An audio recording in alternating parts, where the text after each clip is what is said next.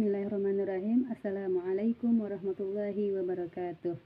Baiklah, pada pertemuan kali ini kita akan membahas tentang salat jamak dan salat kasar. Pertama, salat jamak. Apa itu salat jamak? Salat jamak adalah pengumpulan dua salat wajib yang dikerjakan dalam satu waktu. Seperti menggabungkan salat zuhur dan salat asar yang dikerjakan pada waktu zuhur atau waktu asar. Menggabungkan salat maghrib dan salat isya yang dikerjakan pada waktu maghrib atau waktu isya. Apa sih hukumnya orang yang menjamakkan salat? Hukumnya orang yang menjamakkan salat adalah boleh bagi orang yang sudah memenuhi syarat-syaratnya. Syarat-syaratnya yaitu musafir, jarak perjalanan minimal 80,64 km. Tidak boleh makmum dengan orang mukmin, berniat salat jamak. Salat jamak dibagi menjadi dua macam, yaitu jamak takdim dan jamak takhir. Jamak takdim adalah mengumpulkan dua salat wajib yang dikerjakan pada waktu pertama, seperti mengumpulkan salat zuhur dan salat asar yang dikerjakan pada waktu zuhur, mengumpulkan salat maghrib dan salat isya yang dikerjakan pada waktu maghrib. Jamak takhir adalah mengumpulkan dua salat wajib yang dikerjakan pada waktu yang kedua, seperti mengumpulkan salat zuhur dan salat asar yang dikerjakan pada waktu asar, mengumpulkan salat maghrib dan salat isya yang dikerjakan pada waktu isya. Nah, tata cara melaksanakan salat jamak ini, misalkan ada seseorang yang menjamakkan salat zuhur dan salat asar di waktu zuhur. Nah, pertama, takbiratul ihram, berniat salat, menjamakkan salat, dikerjakan 4 rakaat salat zuhur. Setelah itu takbiratul ihram lagi dan melaksanakan 4 rakaat salat asar. Kedua, salat kasar. Salat kasar adalah meringkas salat wajib 4 rakaat menjadi 2 rakaat. Mengkasarkan salat bagi orang yang memenuhi syarat hukumnya mubah karena merupakan bagian rukhsah atau keringanan dalam melaksanakan salat bagi orang-orang yang sudah memenuhi syarat. Syaratnya yaitu salat kasar, yaitu orang yang sedang musafir yang bukan karena maksiat berniat mengkasar pada waktu takbiratul ihram, jarak perjalanan sekurang-kurangnya 2 hari perjalanan kaki atau 2 marhalah. Nah, cara melakukan salat kasar yaitu: 1. Salat yang berjumlah 4 rakaat zuhur, asar, dan isya dapat dikasar menjadi 2 rakaat. Nah, apabila seseorang melaksanakan salat jamak kasar zuhur dan asar, maka zuhurnya dilakukan 2 rakaat dan asarnya dilakukan 2 rakaat. Nah, 2. Setelah salat maghrib adalah salat yang rakaatnya tidak bisa dikasar. Apabila dikasar, tetap dilakukan 3 rakaat. Apabila seseorang yang ingin melaksanakan jamak kasar antara salat maghrib dan salat isya, maka maghrib dilaksanakan 3 rakaat dan isya dilaksanakan 2 rakaat. Terus ada pula hikmah salat jamak dan salat kasar.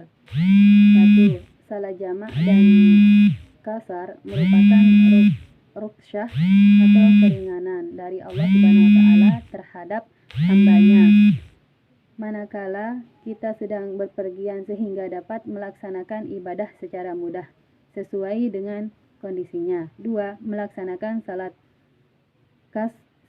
secara kasar jamak dan kasar mengandung arti bahwa Allah Subhanahu wa taala tidak memperberat terhadap hambanya, karena sekalipun salatnya dikumpulkan dan diringkas tetapi tidak mengurangi pahalanya. 3. Disyariatkan salat jamak dan kasar salat supaya manusia tidak berani meninggalkan salat karena ia dapat melaksanakan dengan lebih mudah. Baik, mungkin hanya itu pembahasan di pertemuan kali ini. Wabillahi taufiq wal hidayah. Wassalamualaikum warahmatullahi wabarakatuh. Bismillahirrahmanirrahim. Assalamualaikum warahmatullahi wabarakatuh. Selamat pagi anak-anak. Ya, bagaimana kabarnya hari ini anak-anak? Apakah semuanya sehat walafiat? Alhamdulillah, semua dalam keadaan sehat walafiat ya. Sebelum kita memulai pelajaran pada pagi hari ini, mari kita sama-sama berdoa agar pembelajaran pada pagi hari ini berjalan dengan lancar ya. Berdoa mulai. Berdoa selesai. Baik anak-anak, sebelum masuk ke materi yang akan Ibu jelaskan pada pagi hari ini, Ibu ingin tanya kepada kalian semua, apakah kalian sudah siap mengikuti pembelajaran pada pagi hari ini? Alhamdulillah semua sudah siap ya. Kalau begitu silakan buku paketnya dikeluarkan anak-anak. Dibuka halaman 92 ya. Kita akan membahas mengenai sholat jamak qashar dan sholat dalam keadaan darurat ya. Ya, baik. Pada minggu lalu kita sudah belajar mengenai sholat jamak dan sholat qashar. Ada yang masih ingat tidak? Apa pengertian dari sholat jamak dan sholat qashar? Ya, betul sekali. Sholat jamak adalah sholat yang dikumpulkan dua sholat wajib yang dikerjakan pada satu waktu.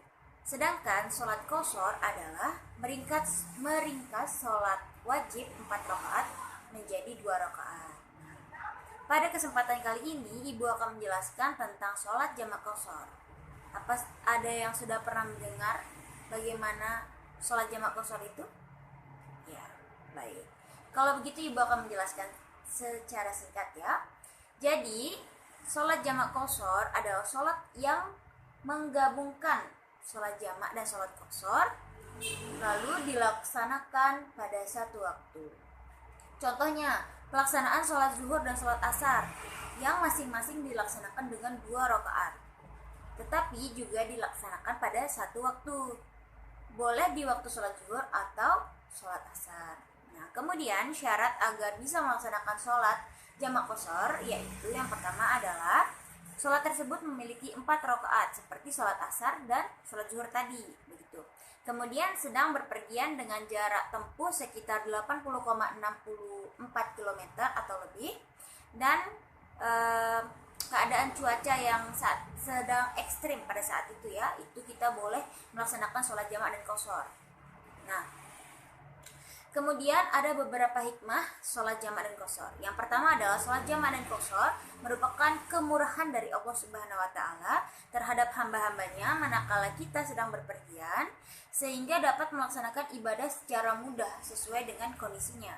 Yang kedua adalah melaksanakan sholat secara jamak dan qashar mengandung arti bahwa Allah Subhanahu wa taala tidak memperberat terhadap hambanya karena sekalipun sholatnya dikumpulkan dan diringkas tetapi tidak mengurangi pahalanya. Dan yang terakhir adalah disyariatkan sholat jamak dan qashar supaya manusia tidak berani meninggalkan sholat karena ia dapat melaksanakan dengan mudah dan cepat ya.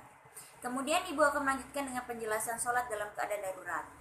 Sholat fardu 5 waktu adalah suatu kewajiban yang disyariatkan Allah kepada hamba-hambanya untuk dikerjakan. Nah, bagi orang yang sedang sakit maupun orang yang sedang dalam keadaan sulit melaksanakan sholat, Allah memberikan kemudahan sesuai dengan kondisinya masing-masing. Demikian juga sholat dalam keadaan darurat adalah sholat dalam keadaan terpaksa. Yang sholat dalam keadaan darurat itu ada 2, yaitu sholat dalam keadaan sedang dalam berkendara dan sholat dalam keadaan sakit. Yang pertama adalah sholat dalam kendaraan.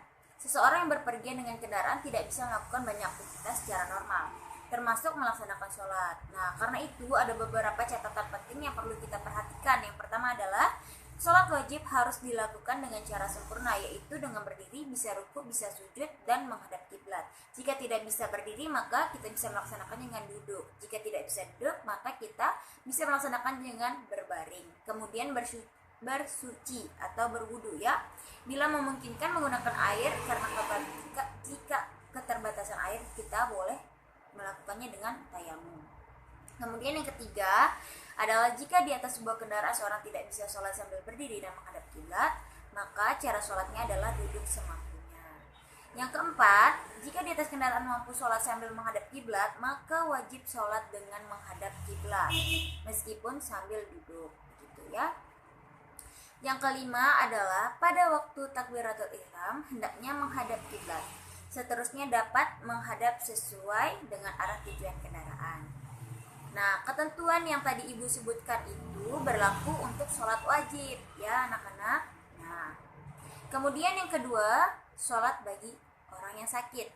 Orang yang sedang sakit diwajibkan pula melaksanakan sholat selama akal dan ingatannya masih sehat dan masih sadar. Karena pentingnya sholat itu, dalam kondisi dan situasi apapun kita wajib melaksanakan sholat.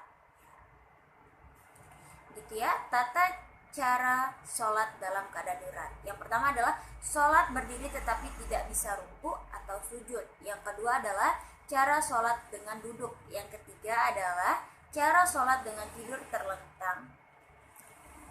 Dan keempat adalah cara sholat dengan isyarat mata. Nah, mungkin hanya itu yang bisa Ibu sampaikan kepada kalian semua. Apakah ada yang belum mengerti dari apa yang Ibu jelaskan tadi?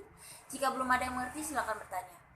Oh baik, semua sudah mengerti ya. Jika semua sudah mengerti, maka dari itu Ibu ingin memberikan kalian tugas dengan catatan kalian membuat sebuah kelompok dan kemudian mengerjakan tugas di halaman 100 pada buku paket kalian.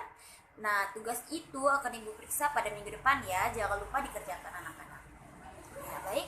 Mungkin hanya ini, sampai di sini pertemuan kita ya anak-anak. Semoga kita bisa bertemu kembali di minggu depan. Sebelum itu mari kita berdoa bersama-sama untuk menutup pembelajaran pada pagi hari ini.